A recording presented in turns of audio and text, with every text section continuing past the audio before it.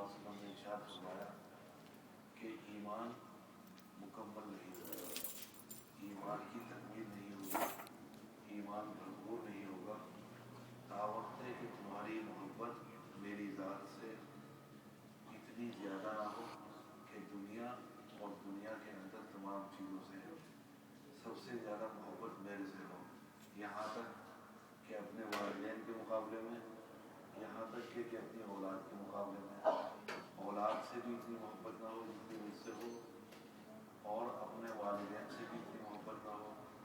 माल और दौलत, इज़्ज़त और आबरू, इक़्तिदार और हुकूमत, ये तो सब बात की चीज़ें हैं। अब हज़रात उलमा को मुश्किल पेश आई, अहले इल्म को, कि मोहब्बत एक फितरी चीज़ है, गैर इख्तियारी चीज़ है, और माँ बाप के साथ या औलाद को मोहब्बत माँ बाप के साथ या माँ बाप को मोहब्बत अपनी औलाद के साथ, वो फितरी है। अगर मैं ये चाहूँ कि आप मुझसे अपनी औलाद से ज़्यादा मोहब्बत करें, कैसे मुमकिन है? अगर आप ये चाहें कि मैं आपसे अपने वालिदैन से ज़्यादा मोहब्बत करूँ, फितरत के ख़िलाफ़ है और फितरत इसका साथ नहीं देती। और जहाँ तक फितरत की बात है, उसको जनाब नबी करीम सल्लल्लाहु अलैहि वसल्लम ने अहमियत दी है। हदीस में है कि हज़रत उस्मान इब्न मज़ऊन रज़ी अल्लाह तआला अन्हु और इसी तरीके पर हज़रत अली करमल्लाहु वजहहु और एक और अज़ीम शान सहाबी, तीनों सहाबा ने ये इरादा किया कि पैगम्बर अलैहिस्सलाम की अज़वाज मुतहहरा से मिलें, बीवियों से मिलें और उनसे मिलकर कुछ सवाल करें। चुनांचे ये तीन सहाबा पहुँचे और अज़वाज मुतहहरात से जाकर ये अर्ज़ किया उनकी खिदमत में कि जनाब नबी करीम सल्लल्लाहु अलैहि वसल्लम जब बाहर होते हैं मजलिस में हमारे साथ, तो आपकी तमाम मसरूफियतें, आपके तमाम मशागिल और आपका तमाम का तमाम मामूल हमारे सामने हैं। आप कितनी इबादत अंजाम देते हैं, आप नवाफिल कितनी पढ़ते हैं, आप तिलावत कलाम मजीद कितनी करते हैं, हम जानते हैं। लेकिन जब आप मकान के अंदर तशरीफ़ ले जाते हैं, घर के अंदर, तो आपके मामूलात क्या हैं, आपकी मसरूफियात क्या हैं, हम नहीं जानते। हमें बताओ कि नबी करीम सल्लल्लाहु अलैहि वसल्लम घर में क्या इबादत अंजाम देते हैं, आपकी मशगूलियात क्या हैं। तमाम अज़वाज मुतहहरात से मिलने के बाद फिर आपस में इन्होंने फैसला किया।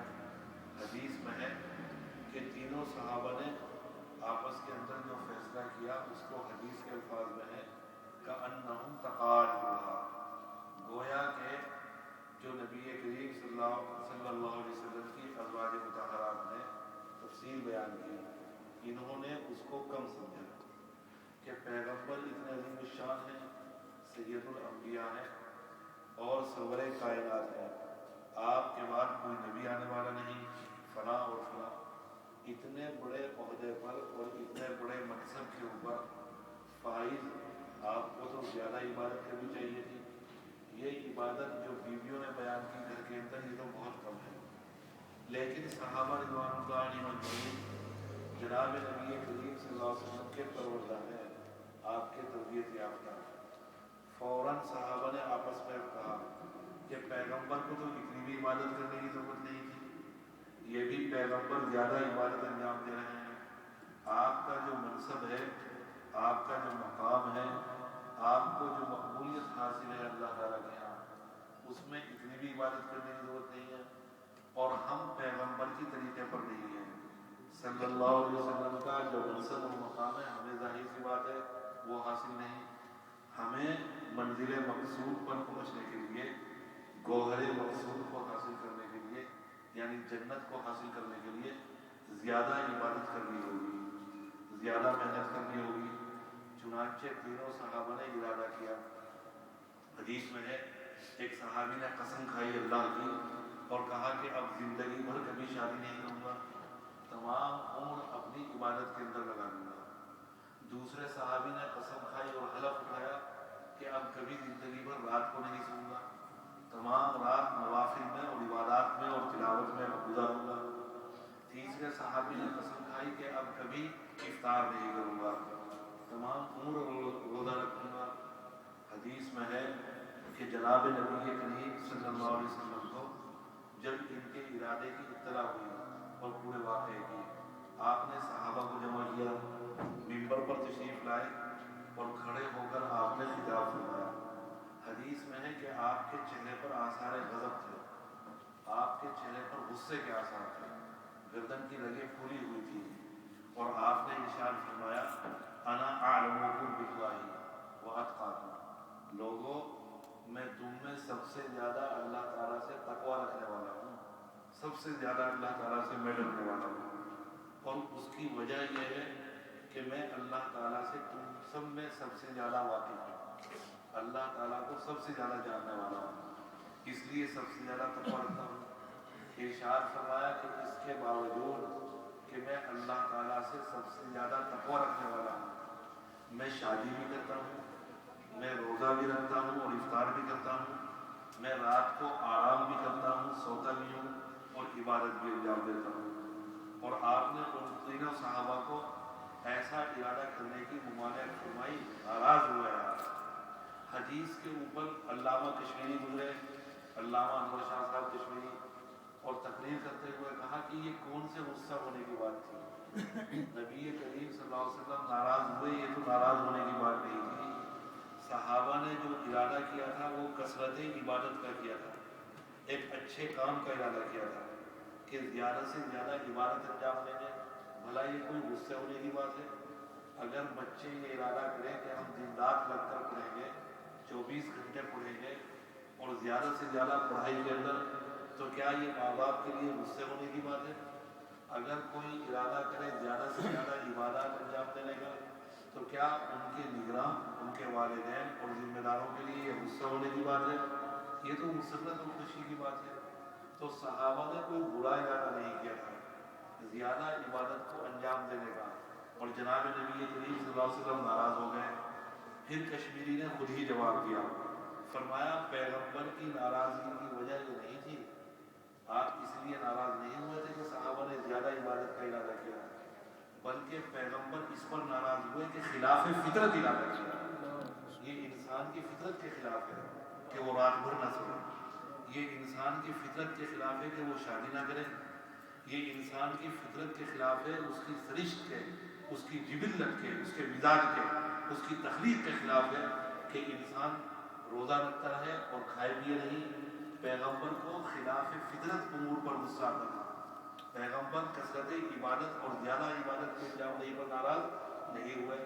علامہ کشمیری اب جناب نبی کریم صلی اللہ علیہ وسلم اس حدیث میں فرما رہے ہیں کہ مجھ سے اتنی محبت کرو جتنی اولاد سے نہیں، جتنی تمہیں اپنے ماں باپ سے نہیں، جتنی کائنات میں کسی اور چیز سے نہیں، اور آپ کا مطالبہ محض محبت کرنے کا نہیں، بلکہ آپ کا مطالبہ یہ ہے کہ ایمان مکمل نہیں ہوگا، ایمان کی تکمیل نہیں ہوگی، ایمان کامل نہیں ہوگا۔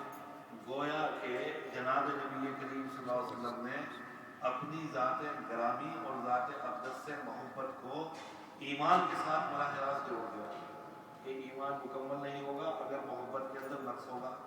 علماء حیران ہیں، پریشان ہیں کہ کیا جواب دیں۔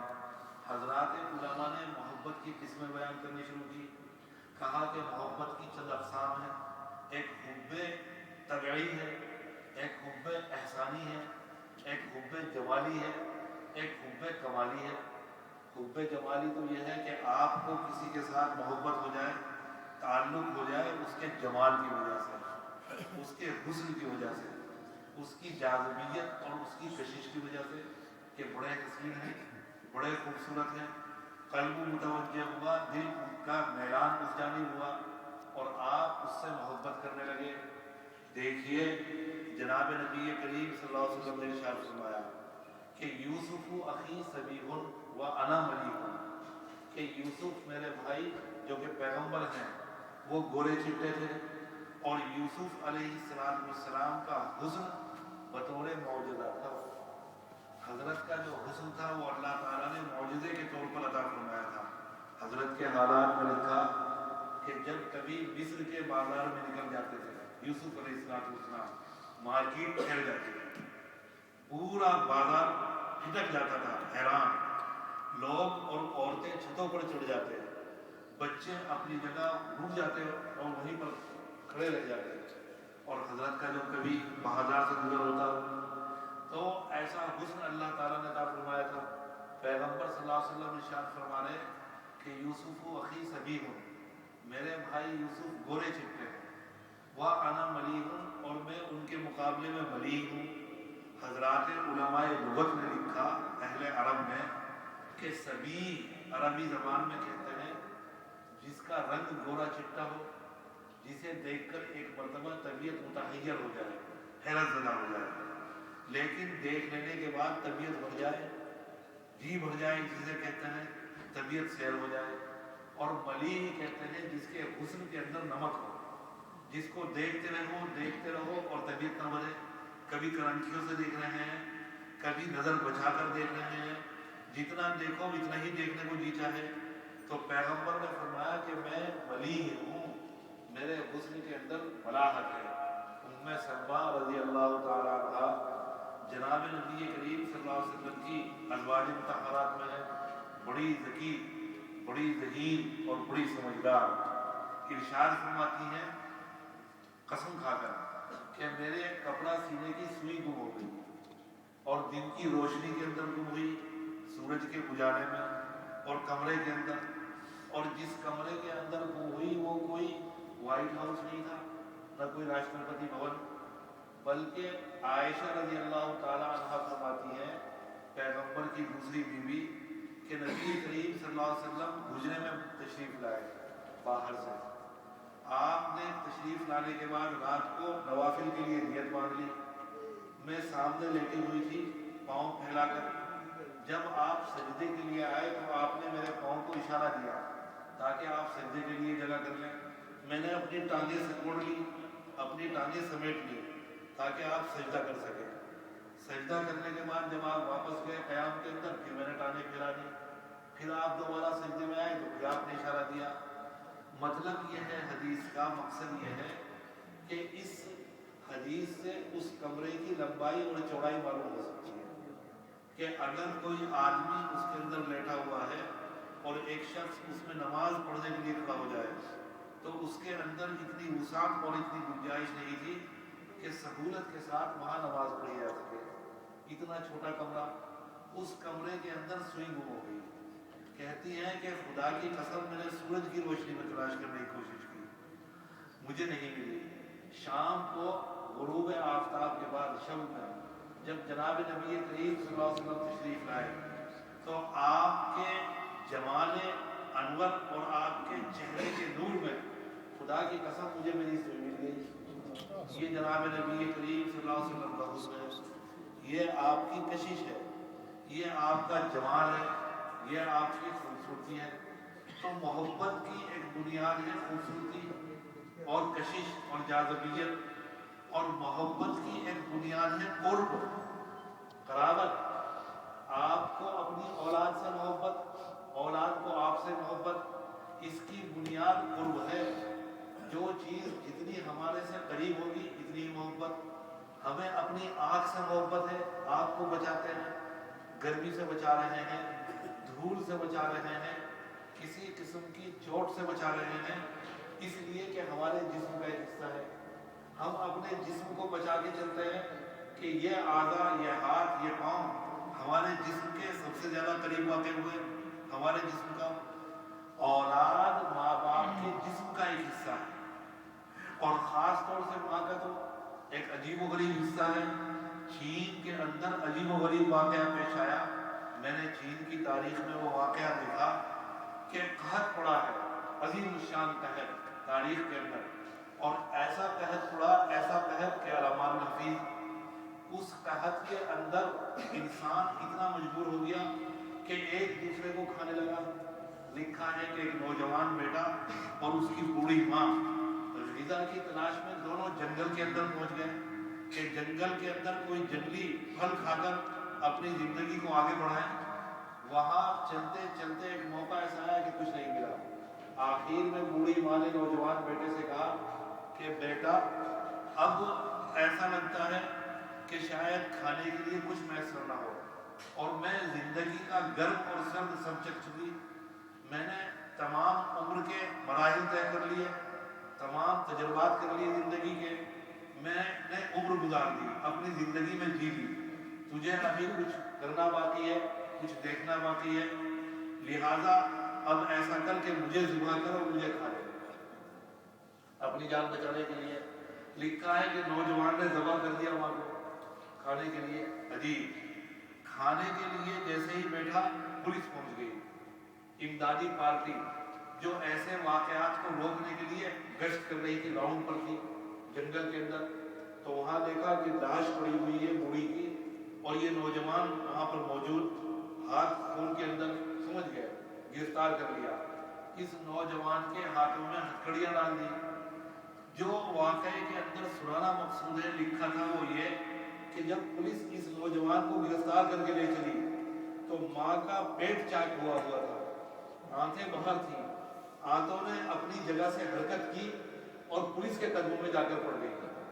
گویا کہ پولیس سے اس موقع پر بھی، مرنے کے بعد بھی، یہ درخواست اور رحم کی درخواست کہ میرے بیٹے کو گرفتار نہ کیا جائے۔ تو یہ ماں کی محبت ہے، اور اس کا منشا، اس کی بنیاد قرب ہے، ماں کے جسم کا، ماں کے خون کا، ماں کی ہڈیوں کا ایک حصہ ہے اولاد، سب سے زیادہ محبت ہے۔ یہی وجہ ہے کہ سب سے زیادہ احترام کی جناب نبی کریم صلی اللہ علیہ وسلم نے ہدایات جاری کی۔ آپ نے ارشاد فرمایا کہ 3 چیزوں کا دیکھنا ہی عبادت ہے، خانہ کعبہ کا دیکھنا عبادت ہے، قرآن مجید کا دیکھنا ہی عبادت ہے، ماں کا چہرہ دیکھنا ہی عبادت ہے۔ مقصد یہ ہے حدیث سے کہ جو عظمت، جو تقدس خانہ کعبہ کو حاصل ہے، قرآن مجید کو حاصل ہے، وہ ماں کے چہرے کو حاصل ہے۔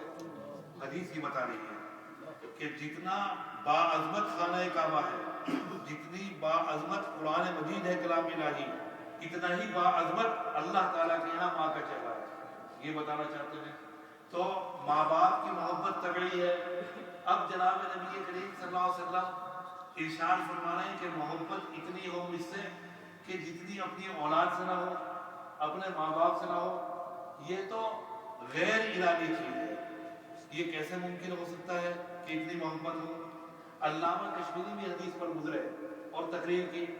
افسوس کی بات یہ ہے کہ وقت کم ہے، میں آپ کے سامنے پوری بیان نہیں کر سکتا۔ بہرحال اتنا عرض کروں کہ آپ نے فرمایا کہ ایمان مکمل نہیں ہوگا، محبت مجھ سے ہونی چاہیے۔ محبت کیا ہے اور محبت کے تقاضے کیا ہیں؟ حضرت مولانا رشید احمد صاحب گنگوہی دارالعلوم دیوبند کے ایک زبردست عالم گزرے، کتاب عالم کے نام سے مشہور ہے۔ حضرت سے ایک پٹھان مرید ہو گئے، خان صاحب۔ خان صاحب کا حلیہ عجیب تھا۔ خان صاحب اپنی داڑھی کے 2 حصے کرتے تھے، ایک ادھر چڑھاتے تھے، ایک ادھر۔ موٹی موٹی مونچھیں رکھی ہوئی تھی، انہیں تاؤ دیتے تھے، چوڑی دار پائجامہ پہنتے تھے، چست بہت زیادہ۔ جب حضرت گنگوہی سے بیعت ہو گئے تو دوسرے مریدین نے خان صاحب سے کہا کہ خان صاحب آپ اب حضرت سے مرید ہو گئے، حضرت کے دامن میں، اب یہ وضع قطع، یہ حلیہ، یہ رنگ و روپ، یہ انداز اچھا نہیں، اب اپنا لباس بدلیے، اپنے طور و طریق بدلیے، اپنی داڑھی کو صحیح کیجیے، شریعت کے مطابق کیجیے۔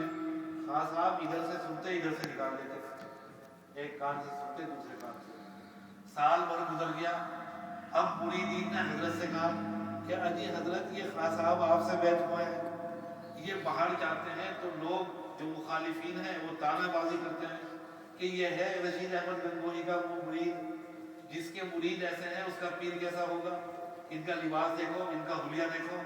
اجی حضرت آپ کو برا بھلا کہہ رہے ہیں، بدگمانی پھیل رہی ہے، آپ ان خان صاحب کو سمجھائیں، ہمیں تو پورا 1 سال ہو گیا سمجھاتے ہوئے، یہ سمجھتے ہی نہیں، کان ہی نہیں دھرتے ہماری بات پر، آپ پیر ہیں، آپ کی بات سمجھیں گے۔ حضرت بھی ادھر سے سنیں، ادھر سے نکال دیں۔ سال بھر حضرت نے گزار دیا۔ ایک دن جمعہ کے دن اچانک حضرت نے بلایا خان صاحب کو اور فرمایا میاں خان صاحب یہاں۔ وہ خان صاحب آ گئے۔ حضرت نے فرمایا کہ خان صاحب جو پاجامہ آپ پہن رہے ہیں اور یہ لباس، کوئی آپ کے پاس اور بھی ہے، زیادہ بھی ہے اس کے علاوہ؟ کہ جی حضرت ہے۔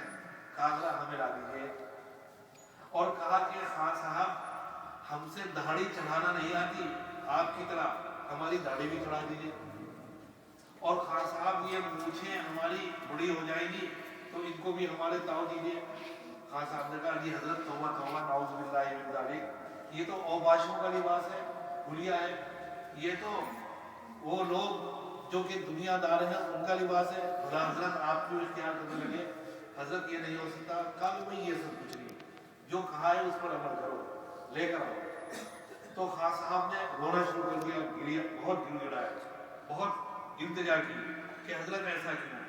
آخر میں فرمایا کہ خان صاحب ہمیں آپ سے محبت ہو گئی۔ خان صاحب 2 سال تک ہم نے دیکھا، محبت کا تقاضا یہ ہے کہ یا تو آپ ہمارے راستے پر آ جاتے ورنہ ہم آپ کے راستے پر آ جائیں۔ ہم نے 2 سال تک دیکھا آپ تو ہمارے راستے پر آئے نہیں، اب ہم ہی آپ کے راستے پر آتے ہیں۔ بس جناب نبی کریم صلی اللہ علیہ وسلم کا جو فرمان ہے اور آپ کا ارشاد کہ محبت مجھ سے سب سے زیادہ، آپ سے محبت کا طریقہ یہ ہے کہ آپ کا راستہ اختیار کرنا، آپ کی سنت اختیار کرنا، آپ کا طریق اختیار کرنا، آپ کی ہدایات پر، آپ کے ارشادات پر عمل درآمد۔ حدیث تو بہت طویل ہے اور بہت سے گوشے حدیث کے رہ گئے، پھر کسی موقع پر کسی مجلس میں آپ کے سامنے بیان کروں گا انشاءاللہ۔ وآخر دعوانا